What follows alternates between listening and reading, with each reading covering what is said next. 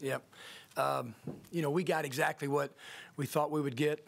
I've said I've coached against Conzo's team at Missouri State, coached against him at Tennessee and here, and his teams never change. They got a physicality to him. He's going to coach them aggressively, and those guys stayed with it when they got 19, and we kind of let our guard down, and they never stopped. And, you know, I watched them play against Tennessee, and it was kind of a similar game, 8 or 10 with about, 6, 7 to go. You look at the stat line, I thought first shot defense was tremendous. We couldn't keep them off the boards, especially in the first half. Just got pounded 37-21. But a big stat for our team, it's been all year long, is points off turnovers. And we got 32 of those today. And, 13 steals. And Adam just told me during our 4-game winning streak, I think we were averaging 20 points off turnovers and 10 steals. And so with our 1-3-1 and some different defenses, it converts to offense, and that's the only reason really we won today.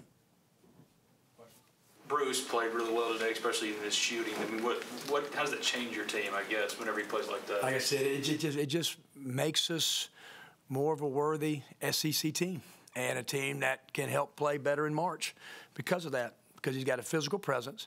But, you can stretch it and go out and make a three. And what did Bruce, he's 3 for 7 from 3 today. I thought every one of his shots, maybe only one was not a great 3, but he gave us just a good presence. And, and there's a lot of conventional 5s out there, centers, and he's a hard matchup if he can just, shoot 35, 39% from 3.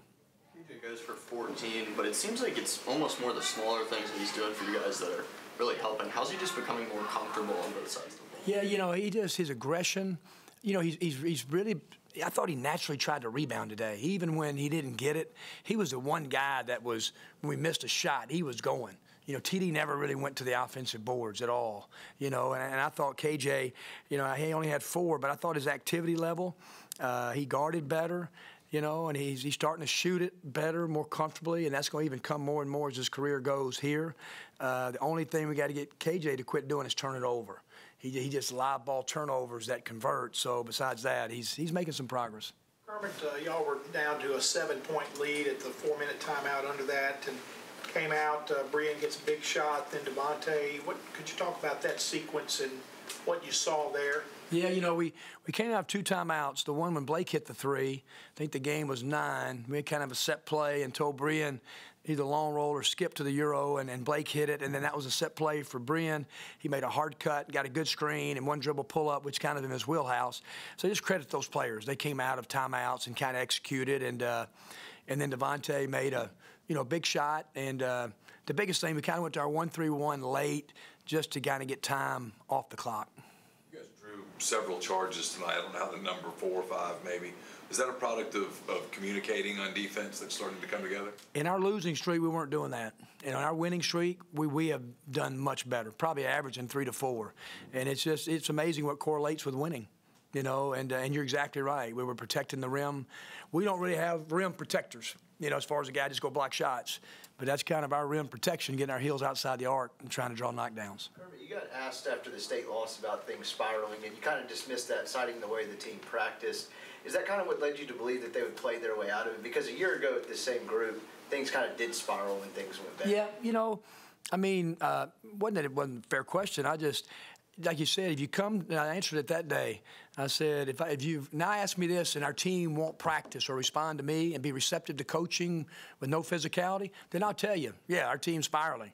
But our team played. They were practicing, attention to detail. We just happened during that week before, tied it on a 25-footer and had 2 layups to tie it with a minute something to go to Mississippi State, who's been ranked all year. So it's just a life in the SEC. I didn't foresee 4-game winning streak, but I knew our team was going to bounce back and play better. How much more confident is your team right now than maybe it was during that 3-week stretch where you couldn't close out games? Where obviously you closed one out at Auburn, and tonight when Missouri made a little run, you guys just popped them. Yeah, and confidence, comes from doing hard things over and over and over again. And I think that you get that, but when you can, again, go back to practice, being able to do hard things over and over in practice, and it lends you with the tough situations that you can play. And I just think that's what happened. When you win on the road, it breeds unbelievable confidence. It does. And we're 4-2 on the road in the SEC. When a team, start taking a team, and then they just know that they can go any environment and play, then that's a good thing. We're not there yet, but we are. You're exactly right. Our team is playing, thinking we're going to win the game late.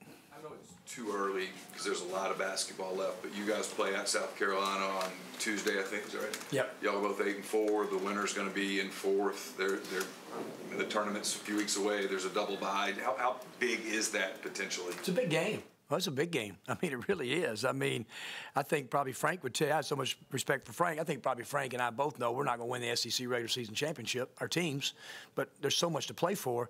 But I tell you one thing, these double byes, getting to the quarterfinals, is a big game. So, yes, no doubt. I mean, it's, whoever wins that game will be kind of a one game up, have the tiebreaker, and so, yes. I mean, there'll still be a lot of basketball left after that, and we got some tough games to go, but I think Frank would tell you the same thing. It'll be a big game, and two teams that are playing well right now. I know they didn't do much tonight, but Zach Naylor and Luis both played a little bit. Did they, with their performance at Auburn, earn your trust a little bit as far as feeling comfortable giving them some minutes? I should have played Luis more tonight. That was my fault because he's probably about our most natural rebounder, and I should have done that. And that was my fault.